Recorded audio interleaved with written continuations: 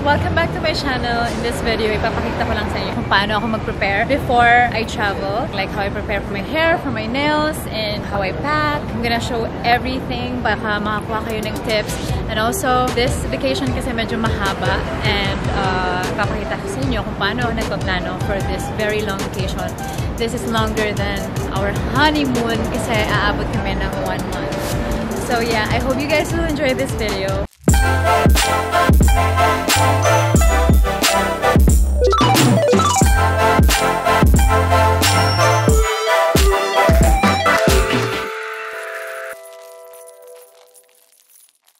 I'm gonna go to Greenhills, tapos maghahanap ako doon ng ref magnet for my sister.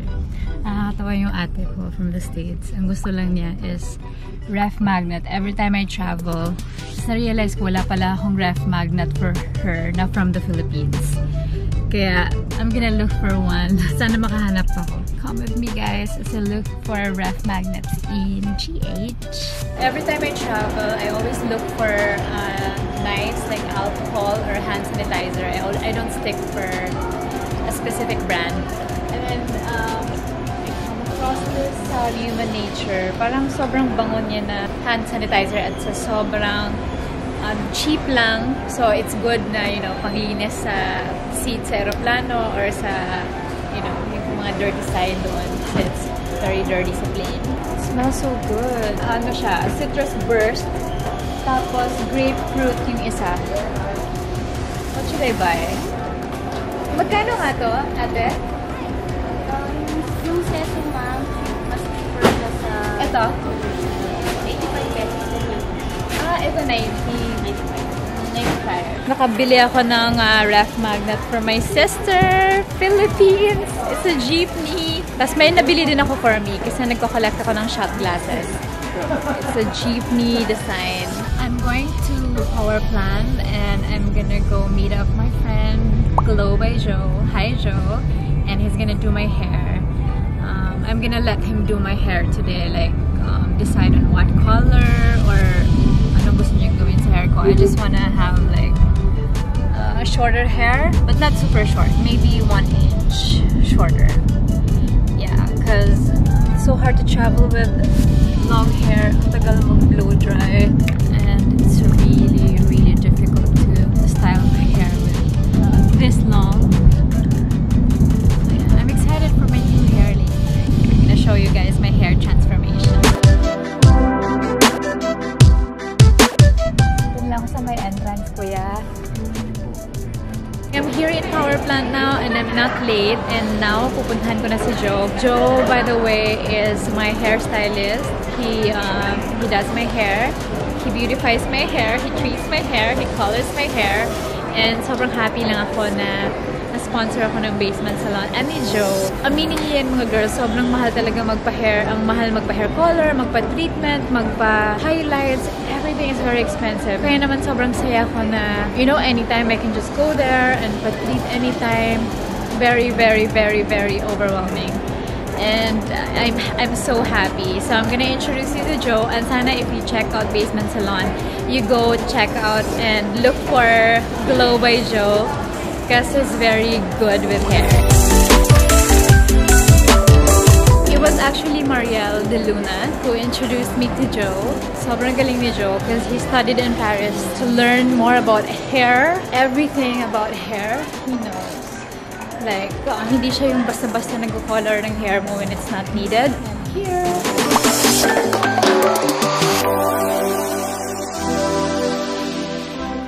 Hey! So that's Glow by Joe. I miss you. So now I am here in Basement Salon and I'm here with Glow by Joe. Hello, gorgeous. So I'm gonna go to the US for like a month. Okay. So you can do anything with my hair. Let's glam you then. Yes! And then I'm so lucky because I have like a premiere to go to tonight, and so I'll be with a gorgeous hair going there. You're gorgeous already. What's your plan with my hair? Maybe I'll give you more like a baby light on top. Lighter on top. But more like a sun-kissed baby. Like there's no line. You just wear that. Yeah. Very natural. And then we go more lighter towards the bottom. But you don't have to bleach it, right? because it's already bleached. You don't have to. Just Yeah. play with color really. So you get a different tone. Just like this color. Because I'm so especially for excited, guys. the- Same here. It's Okay. great with hair bleaching. What do you want? Oh no! That's too short. Yeah, that's it. Right there. So is that how you cut the hair? You want that? Wow. Yeah, that was fast. That's it, Voila. guys. Yeah. Okay. That's it, guys. We're done. We are done. Hi, James. Parang you look different. Okay, pag dito sa basement, ang daming pwedeng inumin, pati alcohol. Joke lang. Walang alcohol dito, guys. Meron akong favorite dito na coconut juice, pero hindi siya available today. So I'm having a warm calamansi.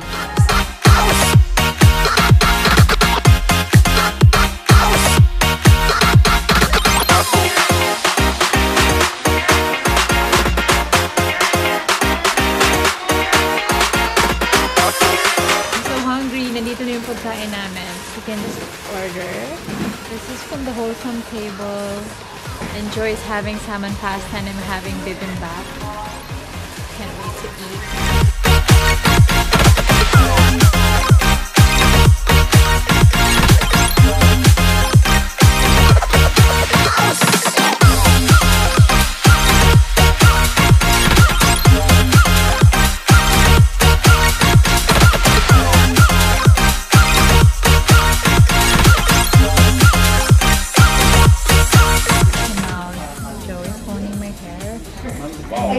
Gonna leave it on for 10-15 minutes. After nyan, okay na yung aking hair. Then off Ready we na go. to rampa. Yeah. Ready to fire. I am almost done. Nagulat ako sa hair ko. Akala ko super blonde ako today. But I'm not. Look, hindi naman pala ako blonde, no? I'm so happy. Okay, blower time. I have, you know guys, meron ba akong premiere like 5 p.m. And it's 4:32, so we can do this. There you go. Is that how you do it? I super love Mariel's hair. Like, I like the color. Can I take a video of the ends? It's so nice. Wow. What color is that, Joe? This is more of ash blonde. Anyway, guys, I think this is so far my favorite hair color. I am so excited. It's like ashy. I'm gonna show you the final results later. So yun na nga, meron akong premiere night ni KZ Tandingan. So she's gonna have a movie, The Art of Ligaw. Sabi kay Joe, I have to leave ng mga 5 p.m. and I'm so happy na aabot kami. Thank you, Lord, because I don't wanna be late. Ang ganda talaga niya. So this is my hair color. I super love it. It's like ash, just the way I like it. Oh my god! I love it. So I was telling Joe na yung feeling ko ngayon is like parang nung nag-propose si Edmar sa akin. It's like the perfect moment. You know the moment when you achieve the perfect hair color that you want? That's how I feel right now, guys. If you've noticed, sobrang si Joe lahat halos gumagawa ng hair, no? It's very hands-on. Thank you so much. No, you are my idol. Hi! Everyone knows Marites. This is like the supermodel. You are my Because, you idol. know, our Joe It's here because of, is always making us I beautiful. know. They said beauty attracts beauty. Yeah, Yeah. of course. And it's good feng shui. You only have to be with She is the beautiful queen people. of feng shui in the Philippines. Diba? Thank you.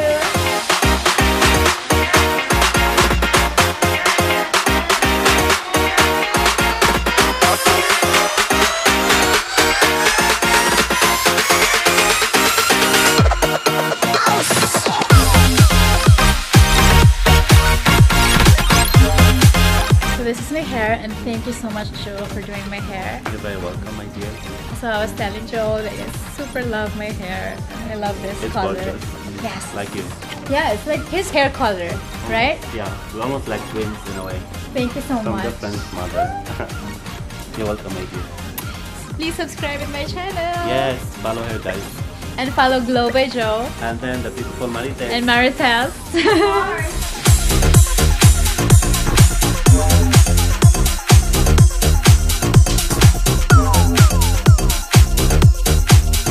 Good morning guys! It's my day 2 and it's my day 2 also of cramming.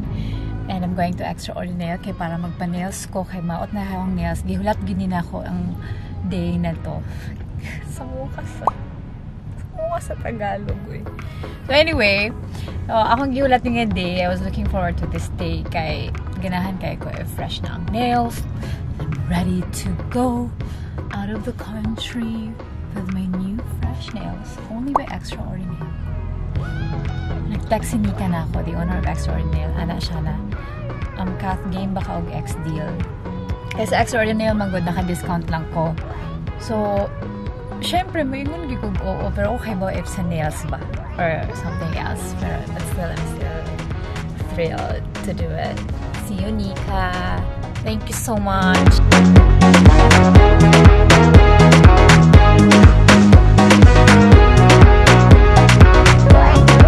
I super love your new salon. It's super Instagrammable. Kakarating ko lang dito sa Extraordinail. Tunet, mag-hi kayo at Joanne. Hello to my YouTube channel. Hello. Anyway, kakapasok ka lang dito sa bago nilang salon. I was so excited kasi for ilang months yung Tunet na nandun tayo sa kabila. 3 months din na walang wifi. Tsaka medyo hirap yung lighting dun sa taas. Tapos, yun na nga, nag-text si Nika sa akin kahapon. Sabi niya, i-X-deal niya ako. Tapos, X-deal? Sabi ko, sure. Right away, I said yes. Tapos, eto na nga, nandito talaga yung mga photographers. Tapos, hindi ready yung mukha ko. Pero sana hindi mga close-up shots yung gagawin nila. Ano pala to? Extraordinail in Greenhills na branch. Sobrang Instagrammable ng Extraordinail. Ito yung peg ng Instagram ko eh. Beige, nude, black, white. Nakaka-save na ako for 1 month sa nails pala. I'm so thankful, so grateful. Yung owner ng Extraordinail na si Nika, siya yung nagpakilala sa akin kay Edmar. Kasi first degree cousins sila. Kaya I'm so happy. Thank you, Nika.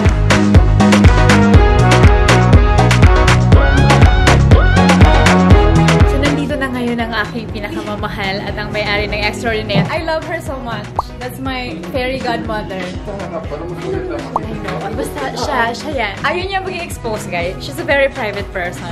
Pero siya yung may karapatan na maging artista actually. Kasi sobrang ganda niya. Tsaka, alam niyo, sobrang sexy niya. Hindi ko kaya. Pagkatabi mo siya, parang hindi ka tao. Kasi siya, Diyosa. Sabi ni Nika, gagandahan daw namin yung aking nails today. Which is, alam mo naman, sanay tayo sa mga simple lang at mga pa-nude, pa-white. So, excited naman ako mag-try ng something else for today. And Nika is very adventurous when it comes to her nails. So, ayan, nakapag-retouch na ako ng konti. Yung gagawin ko lang naman today ay parang client shoot lang. So, I'm just gonna sit there. Tapos, may gagawa sa akin ng nails.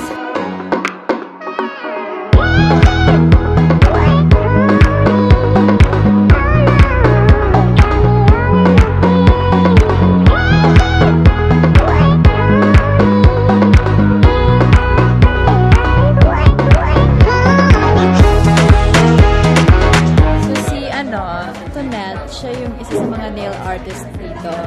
Dati Joanne naman. Siya yung nag-acrylic and flexi. I'm vlogging while there. Having a photo shoot. Artist talaga sila. Yeah. First time ko na ganitong design. Guys, wag daw kayong magluto ng lumpia. Kasi maghihiwalay. Tapos mag-comment ka na lang ha, Tunet. Kasi maghihiwalay din kayo. Oh my God, may hugot. Huwag daw kayong magluto ng lumpia kasi daw hihiwalayan kayo ng asawa nyo. Ipopost ko ba to? Oh, pag-pray mo. Tsaka matuto ka kasing gumawa ng turon. Huwag na yung lumpia. Tsaka, alam mo, baka hindi mo talaga na perfect yung lumpia mo at hindi nagustuhan ng ex mo. Kulang kasi ng laman. Yon, alam mo, kulang sa pagmamahal yung lumpia ni Chloe. May feeling ako, Chloe, na ganun yung itsura ng lumpia mo. Kulang sa pagmamahal. Kinulang sa ulam. Wala, kaya ka iniwan. Tawa naman sila, guys. Yun ay isang joke lang, okay? Huwag kayong maniwala. Ka na nga. Oo. Dito sa Extraordinail. Sa Extraordinail kasi maraming extraordinary na kwento dito. Imagine, dito ko natagpuan ang aking asawa. See? So, guys, sa mga single dyan, sa mga naghahanap ng pag-ibig, sa mga nawawalan ng pag-ibig, pumunta kayo ng Extraordinail. Malay nyo, dito nyo pala matagpuan yun. Pasok mo. Are you guys excited to see my nails? Ta-da!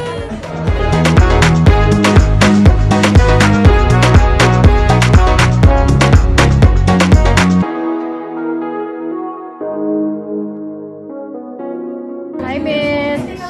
Hello! Yan, sobrang ganda. Hi, beautiful girls! It's the night before our flight. What time is it? It's 11:49. Tapos, magka-cram na naman kaming mag-pack. Pero mga 70% tapos na ako. Medyo mahirap mag-pack for a 1-month vacation. Medyo stressful kasi iba't iba yung weather ng mga lugar na pupuntahan namin. So, that's the very hard part. But I will try to fit everything. Yeah, I'm gonna show you later kung ano yung mga basic na mga pinapack ko. Ano yung mga kailangan ko sa malamig na lugar, sa mainit na lugar, sa chill na lugar.